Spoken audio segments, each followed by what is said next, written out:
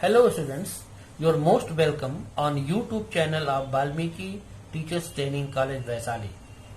In last video, we have discussed about teaching skill of objective writings.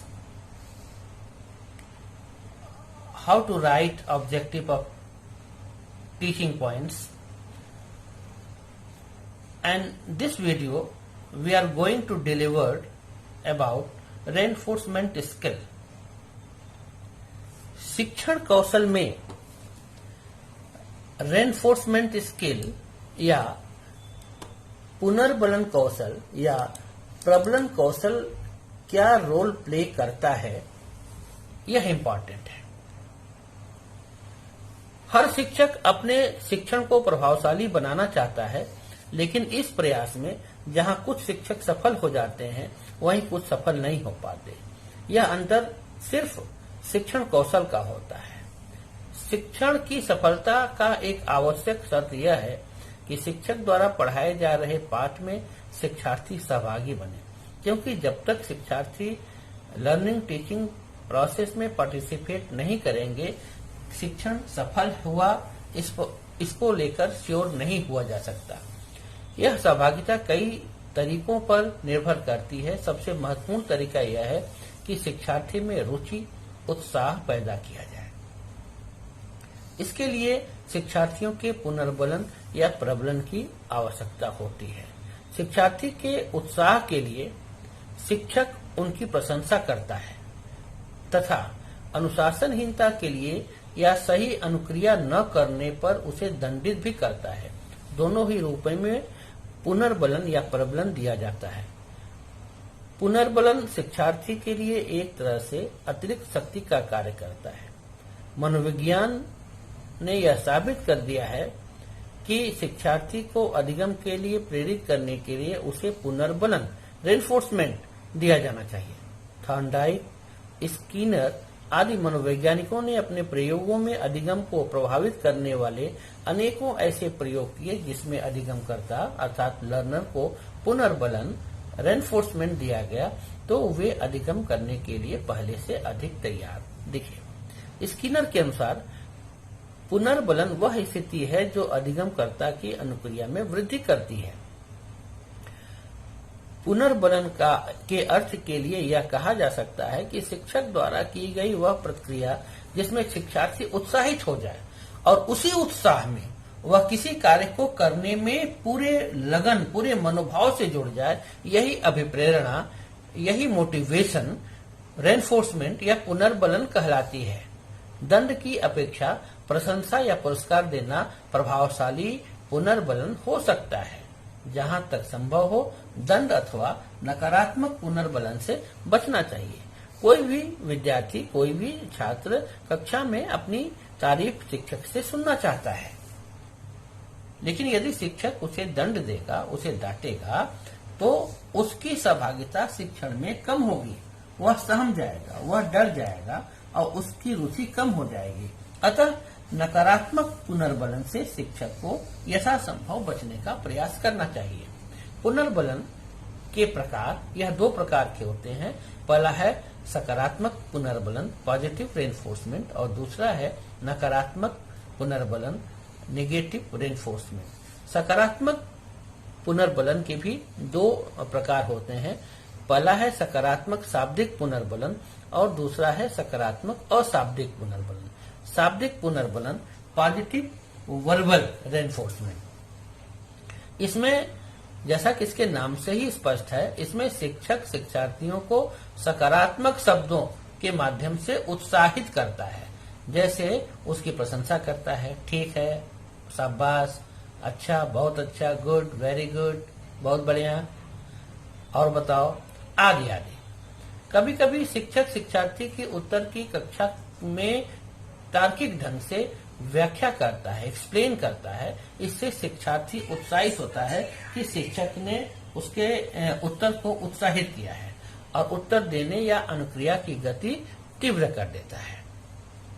सकारात्मक अशाब्दिक पुनर्बलन, जैसा कि इसके नाम से ही स्पष्ट है कि शिक्षक विद्यार्थी को पुनर्बलन तो देता है, लेकिन वह शाब्दिक रूप में नहीं होता है, वह अशाब्दिक नॉन वर्बल वे में होता है। इसमें शिक्षक शब्दों के स्थान पर संकेतों का प्रयोग करता है। यह भी प्रभावशाली होता है। किसी विद्यार्थी को शाबाशी मिले, चाहे वह संकेतों के माध्यम से मिले, चाहे शब्दों के माध्यम से मिले।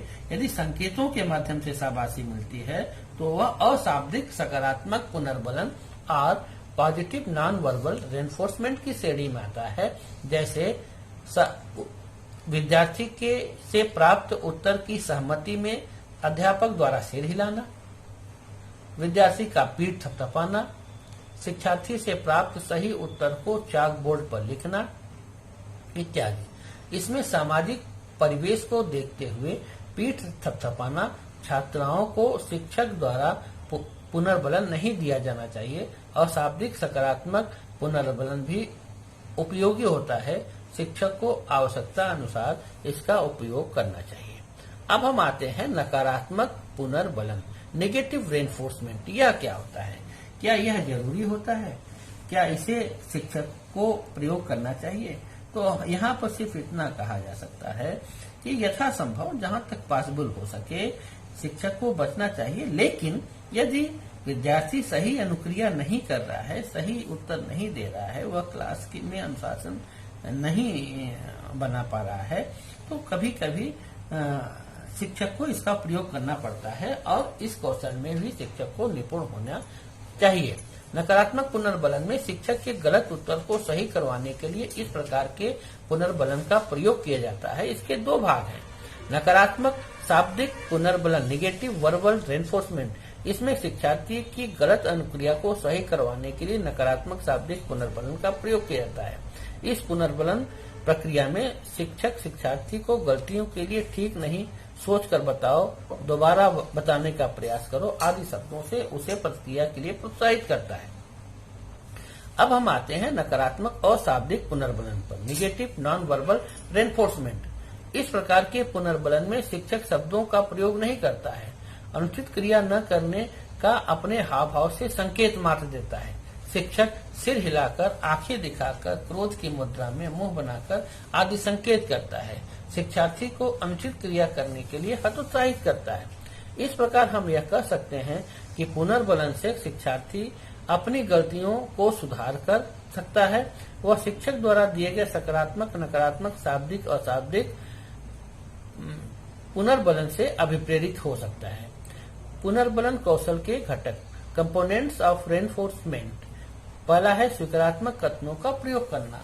जब शिक्षक विद्यार्थी से प्राप्त उत्तर के प्रतिक्रिया स्वरूप, रिस्पांस स्वरूप स्वीकारात्मक कथनों का प्रयोग करता है तो इसे स्वीकारात्मक कथनों का प्रयोग कहा जाता है। जैसे कोई उत्तर मिला तो अध्यापक ने कहा कि हाँ, मोहन का उत्तर सही है, भारत की राजधानी नई दिल्ली है। हाँ, यह उत्तर सही है और यह उत्तर यही होगा। इस प्रकार के कथनों को स्वीकारात्मक कथनों का प्रयोग करना, अर्थात विद्यार्थी से प्राप्त उत्तर को पॉजिटिव वे में स्टेटमेंट द्वारा कक्षा के सामने रखना। इससे शिक्षार्थी के मन में यह होता है कि उसके उत्तर को शिक्षक ने पूरे कक्षा के सामने पॉजिटिव वे में रखा। शिक्षार्थियों का उत्साहवर्धन, न केवल जटिल प्रश्नों का उत्तर प्राप्त होने पर बल्कि छोटे छोटे और आसान प्रश्नों का उत्तर प्राप्त होने पर भी विद्यार्थियों का उत्साहवर्धन शिक्षक को करते जाना चाहिए, क्योंकि इससे उनकी सहभागिता बढ़ती है और विद्यार्थियों में पाठ के प्रति रुचि पैदा होती है। अतः शिक्षार्थियों का उत्साहवर्धन शाब्दिक और अशाब्दिक रूप से शिक्षक को करते जाना चाहिए। शिक्षार्थियों के साथ सहानुभूति, शिक्षक का शिक्षण उसी समय सफल हो सकता है जब वह विद्यार्थियों को मानसिक स्तर पर उसके साथ सहानुभूति का भाव रखे। कहीं कहीं जटिलता या कठिनाई अनुभव होने पर उसे सहानुभूति पूर्वक एक्सप्लेन करे, उसे समझाए, उसे बताने का प्रयास करे। अतः शिक्षक को विद्यार्थियों के साथ या शिक्षार्थियों के साथ सहानुभूति रखना चाहिए। शाब्दिक और अशाब्दिक पुनर्बलन का भी प्रयोग होना चाहिए। केवल शाब्दिक या केवल अशाब्दिक पुनर्बलन का ही प्रयोग नहीं होना चाहिए। सकारात्मक पुनर्बलन में अध्यापक के सामने यह वेरिएशन होना चाहिए कि वह शाब्दिक पुनर्बलन का भी प्रयोग करे और कहीं कहीं अशाब्दिक पुनर्बलन का भी प्रयोग करे। एक ही प्रकार का पुनर्बलन का प्रयोग करते करते छात्र ऊब जाते हैं। नकारात्मक पुनर्बलन का कम से कम प्रयोग करना चाहिए। हम यहाँ यह नहीं कर रहे हैं कि नकारात्मक पुनर्बलन का प्रयोग नहीं करना चाहिए, लेकिन इसका प्रयोग कम से कम करना चाहिए। सभी शिक्षार्थियों का समान पुनर्बलन। कक्षा में शिक्षक के लिए सभी विद्यार्थी समान होने चाहिए और कोई भी छात्र, कोई भी विद्यार्थी यदि प्रश्न का उत्तर दे रहा है तो समान रूप से पुनर्बलन देना चाहिए। एक ही शब्द को बार बार नहीं दोहराना चाहिए। पुनर्बलन के रूप में यदि कोई शाब्दिक पुनर्बलन दे रहा है तो एक ही शब्द को बार बार नहीं दोहराना चाहिए। जैसे गुड, तो हर प्रश्न के उत्तर में गुड गुड गुड ऐसा नहीं करना चाहिए, या शाबाश शाबाश शाबाश, एक ही उत्तर को न करके गुड, वेरी गुड, बहुत अच्छा, शाबाश, अच्छा, ठीक है, इस तरह के शब्दों का प्रयोग में वेरिएशन होना चाहिए। एक ही शब्द को बार बार नहीं दोहराना चाहिए।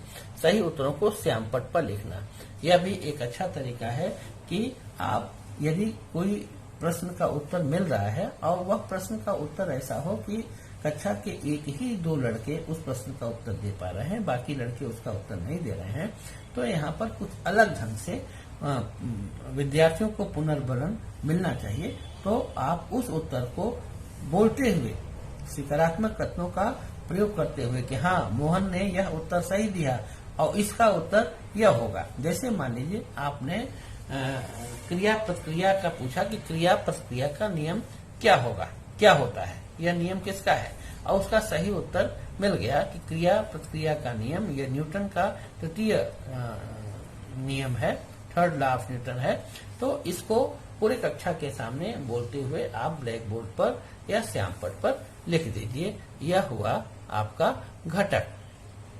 मुझे आशा ही नहीं, पूरा विश्वास है कि आज का यह कौशल आपको समझ में आ गया होगा।